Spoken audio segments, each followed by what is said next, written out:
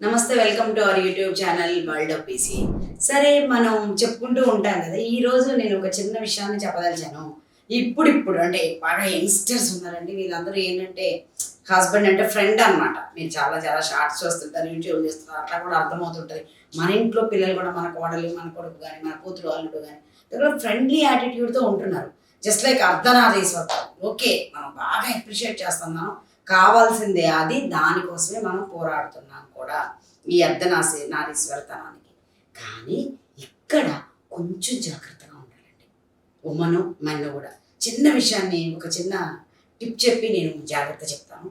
అదేంటంటే, మనం ఎప్పుడు అర్ధనారీశ్వరంతో ఎప్పుడు ఈక్వల్గా ఉండి, ఎప్పుడు వాడు మాట్లాడుతూ ఉండి, ఒకరి మీద ఒకరి సటాయిలు వేసుకుంటే బాగానే హ్యాపీగానే జరుగుతూ ఉంటుందండి.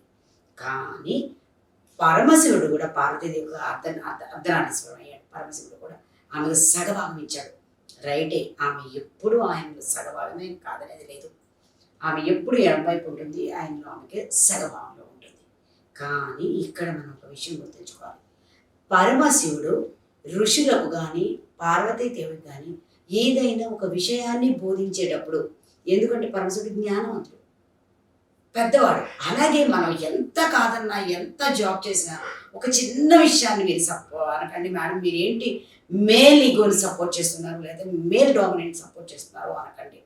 మగవాళ్ళలో కూడా కొంత బ్రాడ్ నాలెడ్జ్ ఉంటుంది వెన్ కంపేర్ విత్ ఉమెన్.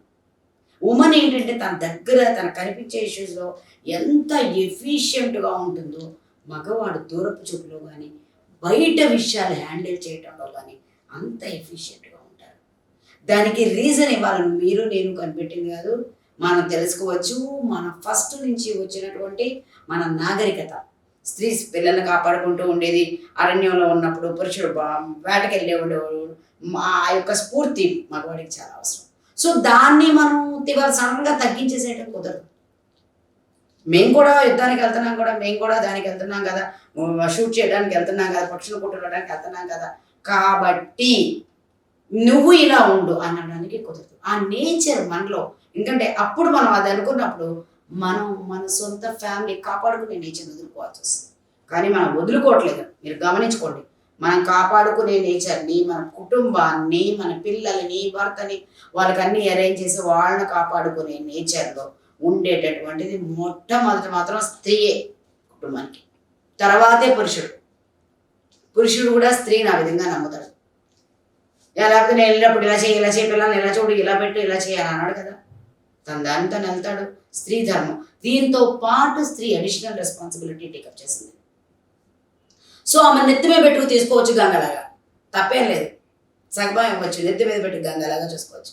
అక్కడ ఏ మాత్రం తేడా లేదు.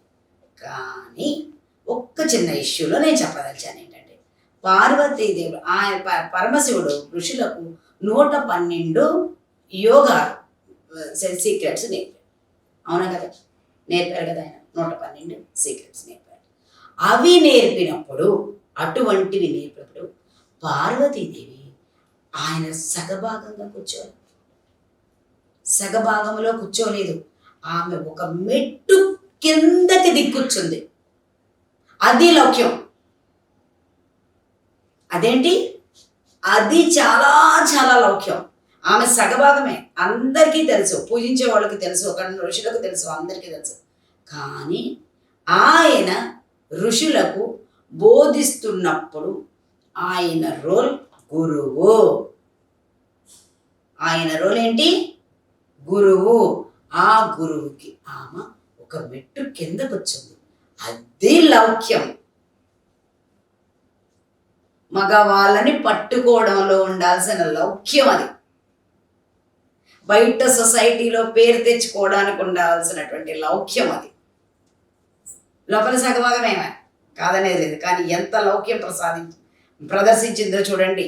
ఒక మెట్టు కిందకు వచ్చింది ఆయన పాదాల దగ్గర.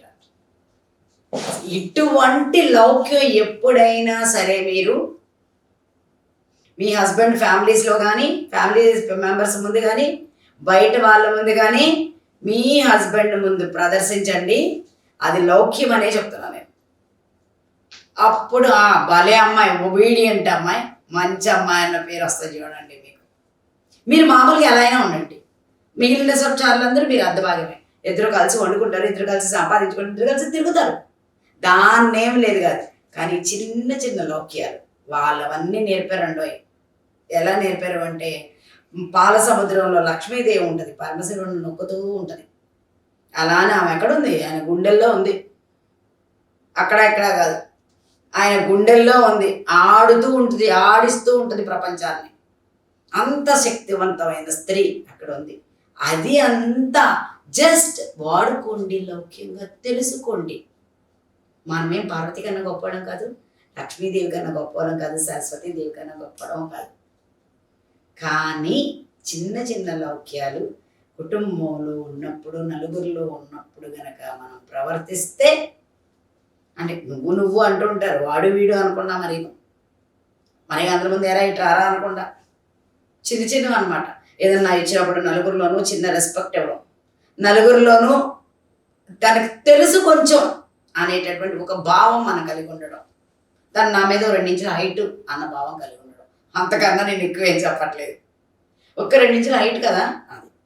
అటువంటి రెస్పెక్ట్ వెనెవర్ రిక్వైర్డ్ ఇస్తూ ఉండండి. అప్పుడు చూడండి సొసైటీ మళ్ళీ ఏముంటుందో. ఒక్కసారి మార్చుకుని చూడండి, పబ్లిక్లో ఎంత బాగుంటుందో ఆలోచించండి.